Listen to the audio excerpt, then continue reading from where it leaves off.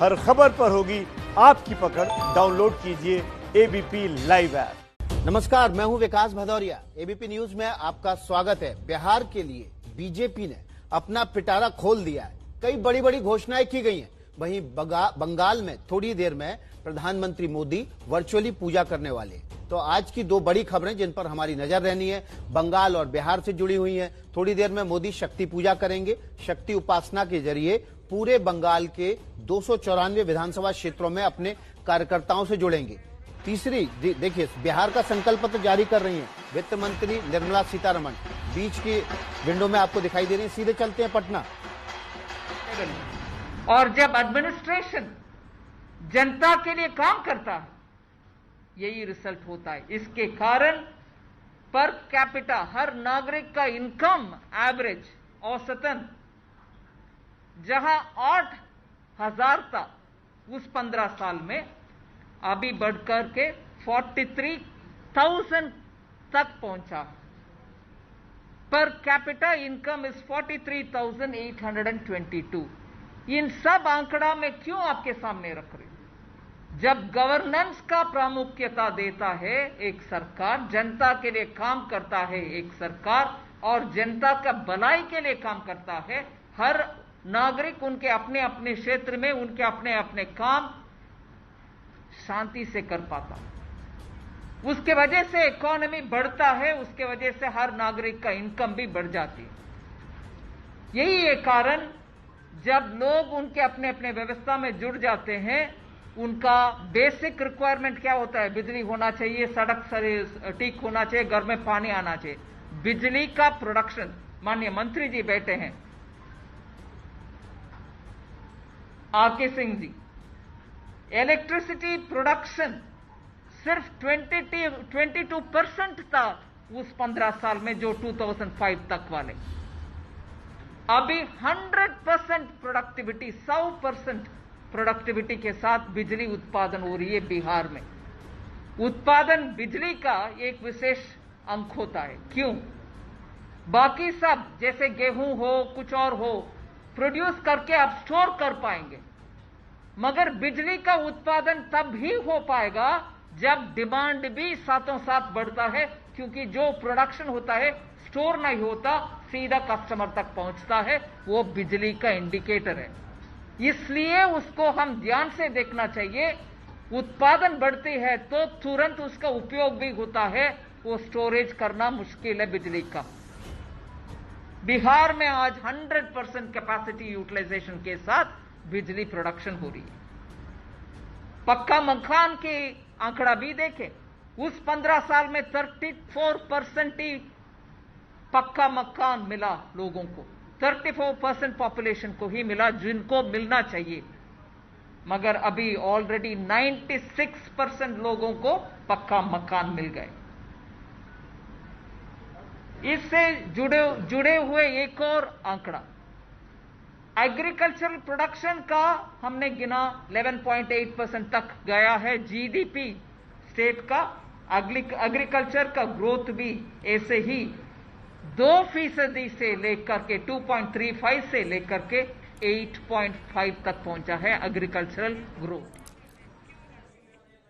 तो बिहार में संकल्प पत्र जारी हो रहा है बीजेपी का। निर्मला सीतारमण बता रही है कि 2005 में क्या बिजली की स्थिति थी। 22% बिजली का इस्तेमाल होता था, अब 100% लोग बिजली का इस्तेमाल करते हैं। लेकिन इसी से जुड़ी खबर है, खबर बंगाल से है। हम इसलिए बोल रहे हैं बिहार से जुड़ी हुई है क्योंकि भले ही ये कार्यक्रम पूजा पंडाल का बंगाल में हो रहा हो, लेकिन इसका असर बिहार में भी दिखाई देगा। और बिहार में इसलिए दिखाई देगा क्योंकि धर्म एकता के सूत्र में बांधता है। कैसे बांधता है? देखिए, 1894 में बाल गंगाधर तिलक ने गणेश उत्सव की शुरुआत की। क्योंकि धार्मिक आयोजनों पर रोक नहीं थी। अंग्रेजों के खिलाफ एकजुट करने के लिए बाल गंगाधर तिलक ने 1894 में पूजा पंडाल लगाने शुरू किए महाराष्ट्र में गणेश उत्सव के जरिए। और यही पूजा पंडाल इस बार बीजेपी को लग रहा है कि उनके लिए संजीवनी बंगाल में साबित होंगे। हमारे साथ बंगाल के महासचिव, प्रभारी महासचिव बीजेपी के कैलाश विजयवर्गीय जुड़ गए। कैलाश जी, एक बार फिर से धर्म का इस्तेमाल हो रहा है ताकि लोगों को जोड़ा जा सके, बीजेपी की गाड़ी को आगे दौड़ाया जा सके। बंगाल में हिंदुत्व का नया प्रयोग होगा। देखिए, दुर्गा पूजा बंगाल के संस्कार है, संस्कृति है, इसको राजनीति से नहीं जोड़ना चाहिए। मैं समझता हूँ कि ये बंगाल की पहचान है। दुर्गा पूजा और बंगाल एक दूसरे के पर्यायवाची है और इसलिए इसको बिल्कुल राजनीति से नहीं जोड़ना चाहिए। और मेरा ऐसा मानना है कि अगर इसमें प्रधानमंत्री जी शुभेच्छा दे रहे हैं तो ये बहुत अच्छी बात है, बल्कि इसकी प्रशंसा होनी चाहिए। नहीं कैलाश जी, हम इसको इसलिए राजनीति से जोड़ रहे हैं क्योंकि ये पूरे के पूरे 294 विधानसभा क्षेत्रों में एलईडी के जरिए ये प्रधानमंत्री का संबोधन दिखाया जाने वाला है। आपकी पार्टी के 20 लाख कार्यकर्ता इससे सीधे जुड़ने वाले हैं, मोबाइल ऐप के जरिए, फेसबुक के जरिए। और सबसे बड़ी बात है कि जितने आप 78,000 बूथ हैं, सभी जगहों पर सोशल डिस्टेंसिंग के साथ आपके कार्यकर्ता भी जुटेंगे। तो इसलिए हम राजनीति से जोड़ रहे हैं क्योंकि इसमें राजनीतिक दल शामिल है। देखिए, प्रधानमंत्री जी की लोकप्रियता है ये। प्रधानमंत्री जी जब भी बंगाल के बारे में बोलते हैं तो जो मैदान, जितना बड़ा मैदान करते हैं वो छोटा पड़ जाता है और ये प्रधानमंत्री जी की लोकप्रियता है और इसलिए बंगाल में प्रधानमंत्री जी बहुत लोकप्रिय हैं। और मुझे लगता है कि इसको बिल्कुल इस प्रकार नहीं सोचना चाहिए।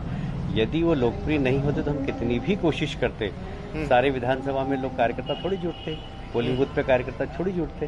पर हमारे यहाँ एलईडी बंगाल में कम पड़ गई। आप समझ लीजिए, पोलिंग बूथ पे कार्यकर्ता जहाँ पर कनेक्शन नहीं, वहाँ से फोन कर रहे हैं कि सर हमारे यहाँ कनेक्शन नहीं मिल पा रहा है, हमें टावर नहीं मिल पा रहा है। ये प्रधानमंत्री जी की लोकप्रियता है। आप इसको अब किस दृष्टि से देखते हैं ये आपका नजरिया है, पर मेरा ये मानना है कि हमारी तो एक ही पंडाल से हमने सोचा था और 10 पंडाल तक हम ले जाने की कोशिश कर रहे थे। पर कार्यकर्ताओं की डिमांड, कार्यकर्ताओं की इच्छा, कार्यकर्ता सीधे प्रधानमंत्री से जुड़ना चाहते थे और इसीलिए कार्यकर्ताओं ने यह योजना बनाई जी। लेकिन बड़ी टाइमिंग सॉलिड है कैलाश जी। पश्चिम बंगाल, कोलकाता, यहाँ पर दुर्गा पूजा पंडाल पूरी दुनिया में मशहूर है और पश्चिम बंगाल सीधे बिहार से जुड़ता है। पूर्वी बिहार में भी, पूरे बिहार में बल्कि दुर्गा पूजा और पंडाल लगाए जाते हैं। तो प्रधानमंत्री बंगाल को तो एड्रेस करेंगे लेकिन उनका संबोधन बिहार भी जाएगा।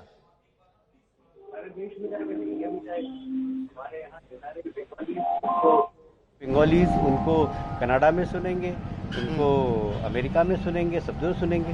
तो प्रधानमंत्री जब बोलेंगे तो सारा देश सुनता है, सारी दुनिया सुनती है, क्योंकि प्रधानमंत्री जी अब इस देश के नेता नहीं, दुनिया के नेता हैं। तो मैं समझता हूं कि इसको बिल्कुल राजनीतिक चश्मे से नहीं देखना चाहिए। ये पूरी तरीके से सांस्कृतिक कार्यक्रम है, धार्मिक कार्यक्रम है। वो प्रधानमंत्री जी दिल से शुभेच्छा देना चाहते हैं। आप सब जानते हैं प्रधानमंत्री जी खुद ही नवरात्रि करते हैं और कुछ खाते भी नहीं हैं। तो जिस धर्म से, जिस परंपरा से प्रधानमंत्री जुड़े हुए हैं, उसी परंपरा से बंगाल की जनता भी जुड़ी हुई है और इसलिए वो अपनी शुभेच्छा, अपना शुभकामनाएं देना चाहते हैं। जी, लेकिन टीएमसी तो आरोप लगा रही है आप पर कि आप मतों का ध्रुवीकरण करने के लिए, धार्मिक राजनीति करने के लिए पूजा पंडाल को, राम यात्रा को, हनुमान यात्रा को ज्यादा तरजीह देते हैं और इससे बंगाल का जो स्वभाव है, जो बंगाल की लिबरल सोच है, उस सामाजिक ताना बाना है, वो टूटता है। मैं समझता हूं कि ममता जी ने पहले तुष्टिकरण की नीति के कारण सारे मदरसों और मुल्लाओं को पैसा दिया। अब क्योंकि उनको ऐसा लग रहा है कि एक बहुत बड़ा वर्ग उनसे नाराज है, तो अब नवाहन में बैठकर, सरकारी ऑफिस में बैठकर उन्होंने लगभग 200 पूजा का उद्घाटन किया। वो करे तो ठीक है, प्रधानमंत्री करे तो आप आरोप लगाएंगे। ऐसा दोहरा तरीका थोड़ी चलेगा कि उनके लिए अलग कानून है, उनके लिए अलग व्यवस्था है और प्रधानमंत्री जी की अलग व्यवस्था। प्रधानमंत्री तो अपने निवास से बोल रहे हैं। ममता जी ने तो नवान जो सेक्रेटरीट है वहां से पूजा की। तो आप बताइए कौन सरकार धर्म का उपयोग कर रही है कि प्रधानमंत्री जी कर रहे हैं? तो टीएमसी को तो ये आरोप लगाने बेबुनियाद है। पहले अपने गिरवा में झांक के देखिए। आपने कैलाश जी मदरसों का जिक्र किया।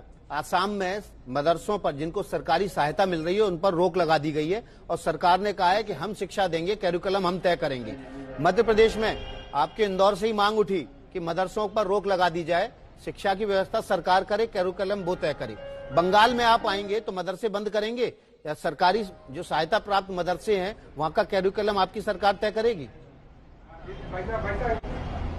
देखिए, बंगाल के बारे में अभी मैं कोई घोषणा नहीं करूंगा क्योंकि बंगाल के उस वक्त की सरकार जब हमारे बनने के बाद मुख्यमंत्री करेंगे।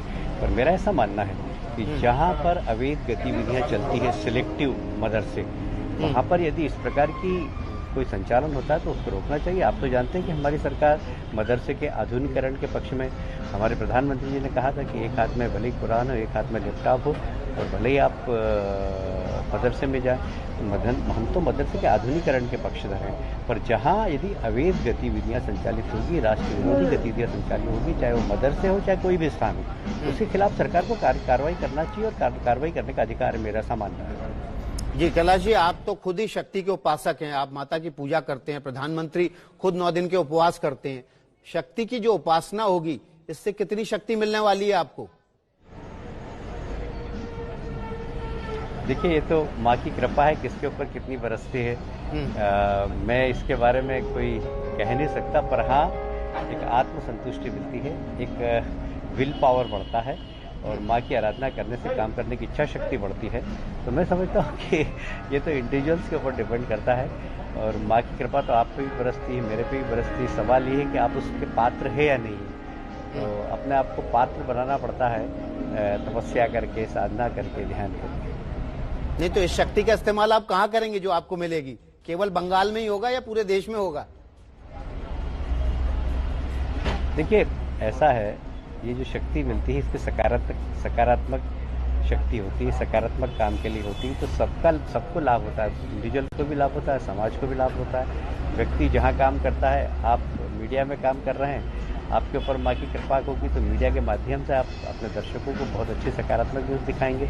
देखिए, शक्ति हमेशा सकारात्मक ऊर्जा देती है और मैं समझता हूँ कि आप भी उपासना करेंगे तो आप निश्चित रूप से एक लोकप्रिय पत्रकार भी बनेंगे और अभी से तो है ही आप लोकप्रिय।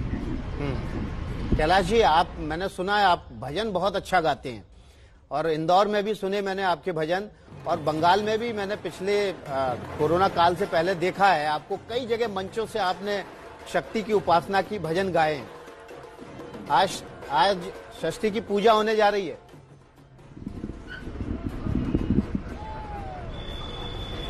मैं षष्ठी की पूजा के अवसर पर आपको, आपके सारे दर्शकों को, बंगाल की जनता को और देश की जनता को शुभकामनाएं देना चाहता हूं और माँ की कृपा की बरसात सबके ऊपर हो, मेरी शुभकामना है। और कभी गाने का कार्यक्रम होगा तो मैं जरूर सुनाऊंगा आपके चैनल पे भी, पर अभी तो मैं सिर्फ शुभकामनाएं दे रहा हूँ। ये जो पीछे से आवाजें आ रही है सांस्कृतिक कार्यक्रम की, इसने मजबूर कर दिया मुझे, लगा कि एक बार अगर कैलाश जी गा देते तो बहुत अच्छा होता। चलिए कोई बात नहीं कैलाश जी, किसी दिन जब भजन का कार्यक्रम होगा तो आपसे भजन फिर से सुनेंगे, लेकिन इस कार्यक्रम से आप इस जो शक्ति की पूजा है, आज प्रधानमंत्री जिस तरह से एड्रेस करेंगे, इस यहाँ से जो शक्ति मिलेगी, आपको लगता है कि बंगाल चुनाव में उस शक्ति का सदुपयोग कर पाएंगे आप?